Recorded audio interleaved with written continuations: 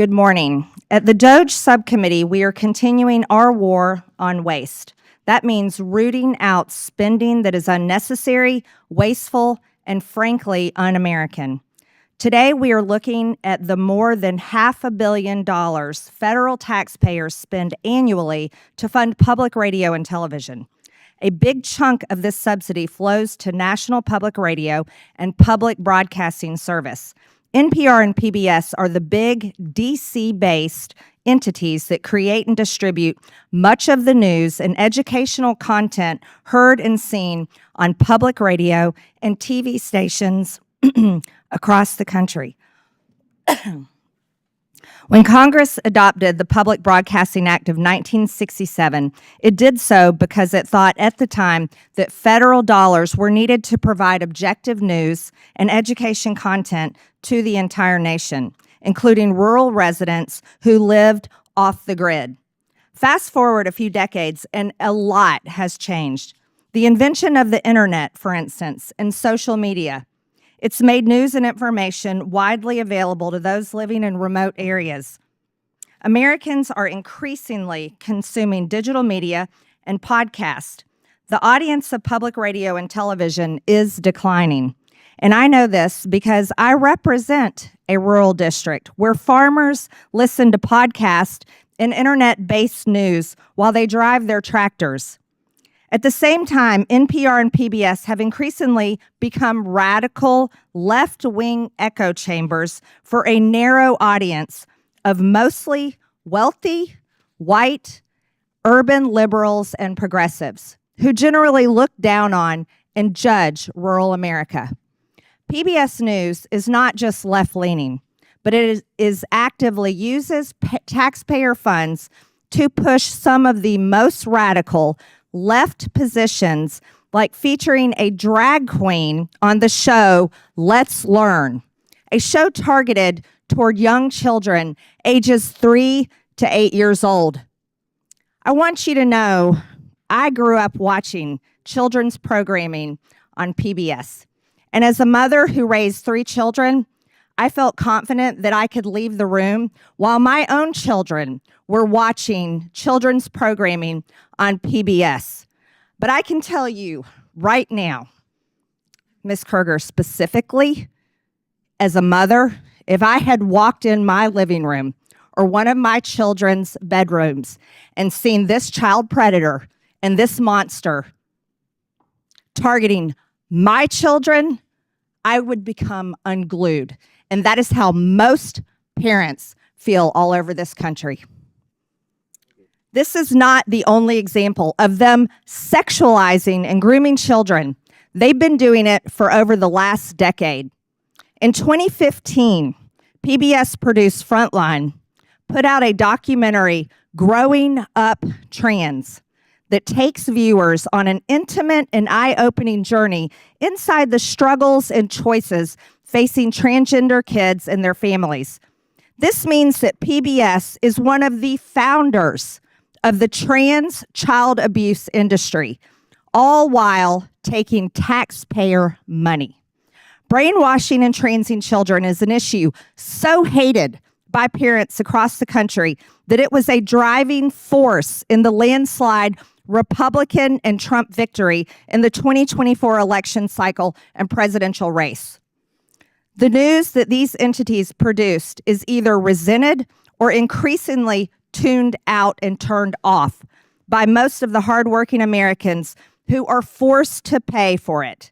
They no longer view NPR and PBS as trusted news sources. As a matter of fact, with these people, they're a threat. In fact, when Elon Musk put his hand over his heart and extended it and told the American people his heart goes out to them, PBS News posted the clip, called it a fascist Nazi salute, and described how it was similar to the same Heil used by Nazis at their victory rallies. Not once did PBS or NPR report on the numerous accounts of Democrats making the same gesture. AOC, Kamala Harris, Barack Obama, Elizabeth Warren, somebody that lost a presidential race, Hillary Clinton, Governor Tim Walz. Why wasn't this treated exactly the same way? Is there not a standard in journalism today? Apparently not. Here's How We Lost America's Trust was in fact the title of a powerful essay written last year by Yuri Berliner, a veteran NPR editor. In his essay, Berliner described how NPR's downward spiral accelerated greatly during the first Trump administration. He said NPR dedicated efforts to damage the Trump presidency via relentless pursuit of Russiagate rumors that the Trump campaign colluded with Russia over the election. NPR hosts interviewed Adam Schiff, then the top Democrat of the House Intelligence Committee, 25 times about Trump and Russia, but they made no apologies when the Mueller report found no evidence that the Trump campaign had colluded with Russia, because they did not. Berliner also described NPR's passionate embrace of the left-wing DEI ideology that Americans clearly reject, as evidenced by the November elections. NPR's language and style guides were shaped by race and gender-based affinity groups that dominated the internal culture of the organization.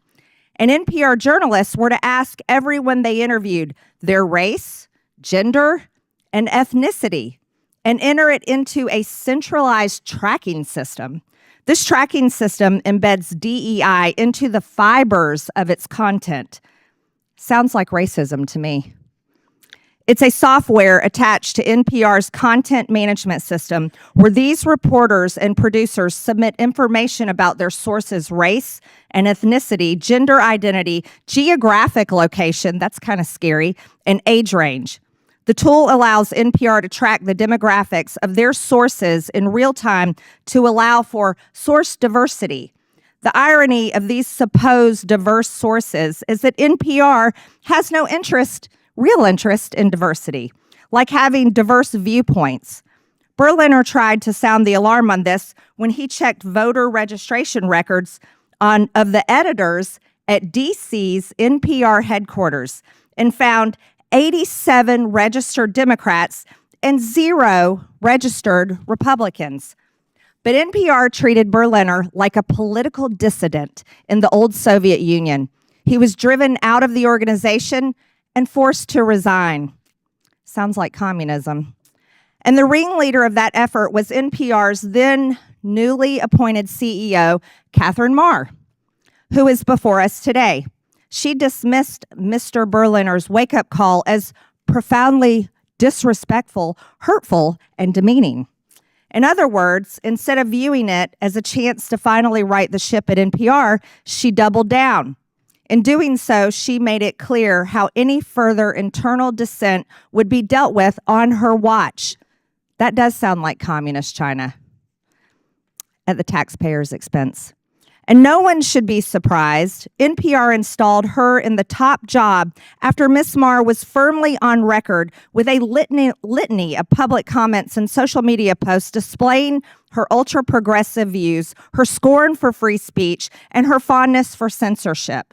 So now it's up to Congress to determine if Americans are going to continue to provide her and the organization that put her in charge willingly, after they knew these things, with taxpayer funds to continue to pursue their progressive, or rather communist, agenda.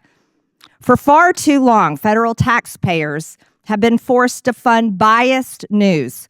This needs to come to an end, and it needs to come to an end now. So I am glad Ms. Maher and Ms. Kerger accepted our invitation to show up today and be held accountable to the taxpayers.